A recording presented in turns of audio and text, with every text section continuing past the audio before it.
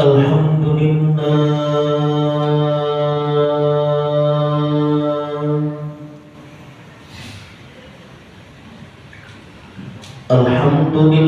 Rabbil Alamin. Wa bihi nasta'inu ala umuri dunya waddin.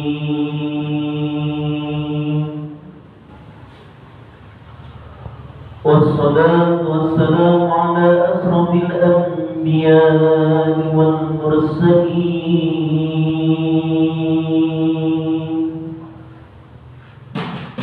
Nabiyyuna Muhammadin sallallahu alaihi wasallam wa ala alihi wa ashabihi wa tabi'in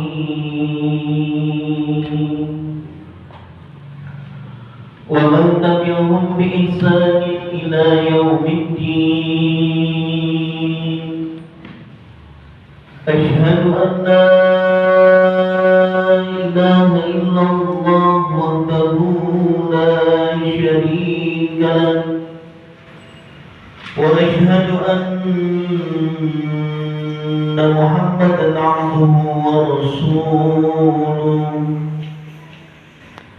A'udzu billahi minasy syaithanir rajim.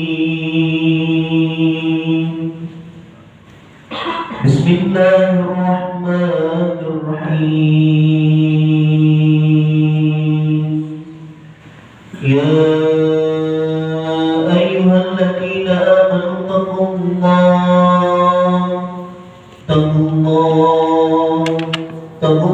haqqa tuqatih wa la tamutunna illa wa antum muslimun.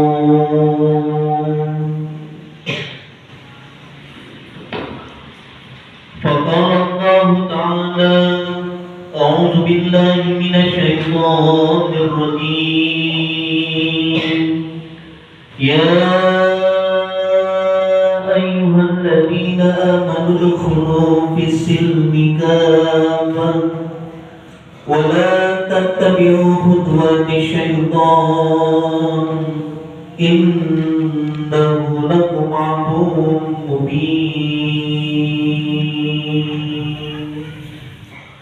Sadaqallahul azim wa sadaqa rasuluhun nabiyul habibul karim wa nahnu ala dzalika minasy syahidin wasyakirin walhamdulillahi rabbil alamin.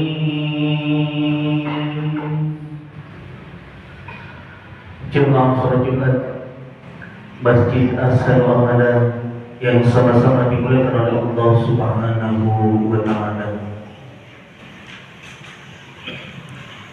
menjadi kewajiban setiap khatib dalam mengawali khutbahnya untuk senantiasa mengingatkan dan mengajak kepada para jamaah, wabil khusus kepada diri khatib pribadi, marilah sama-sama kita meningkatkan kualitas dan kuantitas iman kita kepada Allah Subhanahu wa ta'ala, yakni berusaha sekuat tenaga semampu kita untuk bisa melaksanakan apa-apa yang diperintahkan oleh Allah Subhanahu wa ta'ala, dan berusaha semampu kita untuk bisa meninggalkan apa-apa yang dilarang oleh Allah Subhanahu wa ta'ala. Takwa merupakan bekal yang paling baik dalam mengarungi kehidupan kita.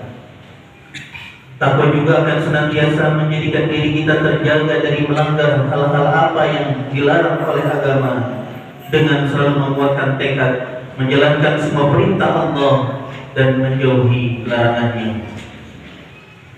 Dengan menguatkan ketakwaan, kita akan benar-benar mengaplikasikan esensi dari beragama itu sendiri dan mampu menjadi seorang muslim yang kafah atau sempurna. Dalam firman Allah surat Al-Baqarah ayat 208 yang bunyinya a'udzu billahi minasyaitonir rajim, bismillahirrahmanirrahim, ya ayyuhalladzina amanu udkhulu fis-silmi kafah wa la tattabi'u khutuwatis syaitan innahu lakum aduwwun mubin. Artinya, wahai orang-orang yang beriman, masuklah ke dalam Islam Islam yang damai secara menyeluruh, dan janganlah ikuti langkah-langkah setan. Sesungguhnya ia adalah musuh yang nyata bagimu. Ayat ini mengingatkan kita untuk senantiasa beragama atau berislam secara utuh, dengan tidak meninggalkan satupun kewajiban-kewajiban ibadah yang telah disyariatkan oleh Islam. Kesempurnaan dalam menjalankan ibadah juga bukan hanya terkait ibadah mahdhah, yakni ibadah yang sudah memiliki ketentuan khusus, namun kesempurnaan ini juga terkait dengan ibadah di dalamnya memuat nilai-nilai universal agama seperti kemanusiaan, kejujuran, saling menghormati, dan tidak berbuat zalim kepada orang lain.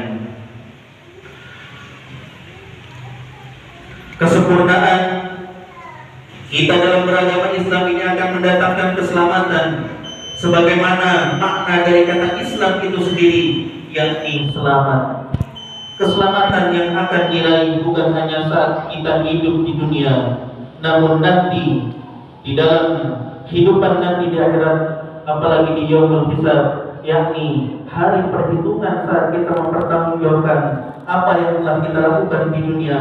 Pada saat itu kita tidak memiliki daya dan upaya untuk mengelak laporan dari perbuatan-perbuatan kita di dunia. Hal ini ditegaskan dalam surat Al-Quran, dalam surat Yasin ayat 65. A'udzu billahi minasyaitonir rajim. Bismillahirrahmanirrahim.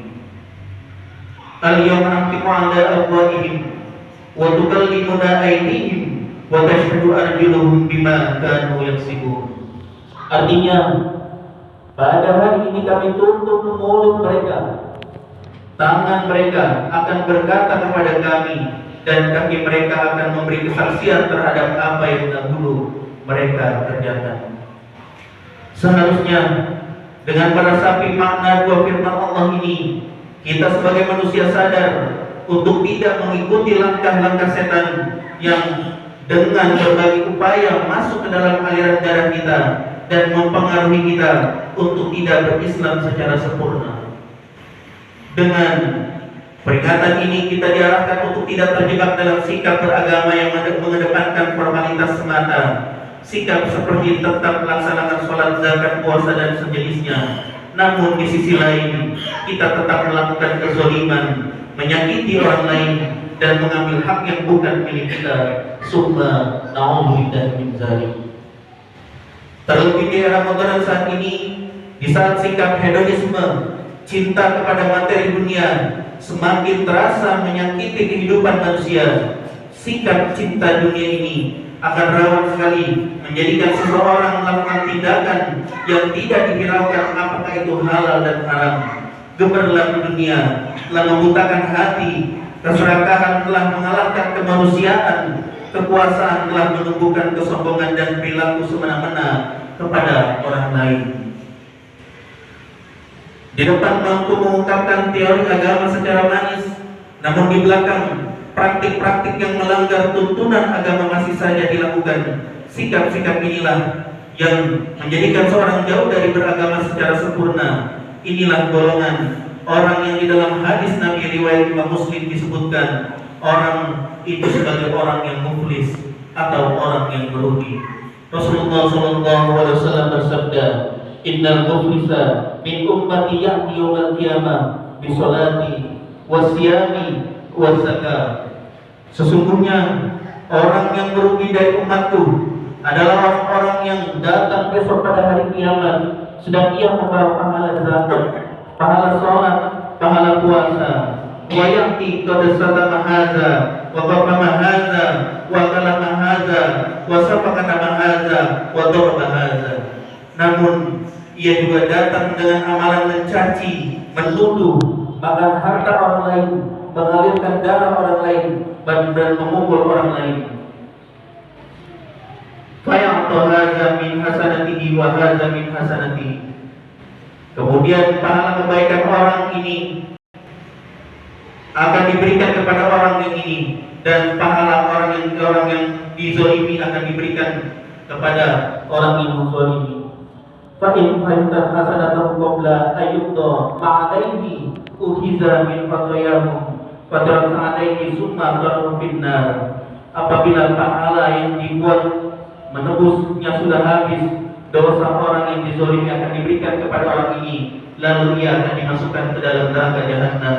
Summa na'udzubillahi min dzalik. Jamaah salat Jumat Masjid Ahsanul Amanah yang sama-sama dimuliakan oleh Allah Subhanahu wa taala, perlu disadari bahwa beragama bukan hanya sebatas teori dan kognisi, tidak sebatas tahu jika mencuri dan mengambil hak orang lain itu dilarang, namun nyatanya tetap melakukannya. Tahu jika berbohong itu adalah perbuatan dosa, namun tetap mengerjakannya.